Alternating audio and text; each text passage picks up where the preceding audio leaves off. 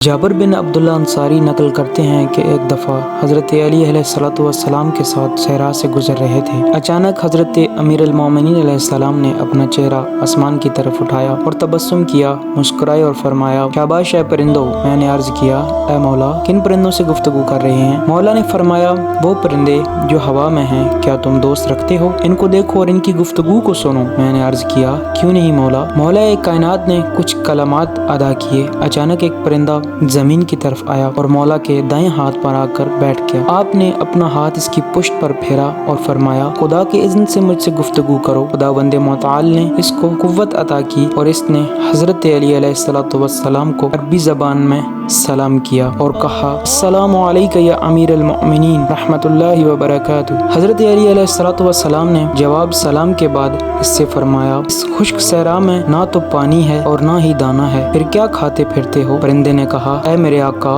اے میرے مولا، جب ہمیں بھوک لگتی ہے تو آپ کی ولایت کا ذکر کرتے ہیں تو سیر ہو جاتے ہیں، اور جب ہمیں پیاس لگتی ہے تو آپ کے دشمنوں سے بیزاری کا اعلان کرتے ہیں تو سیراب ہو جاتے ہیں۔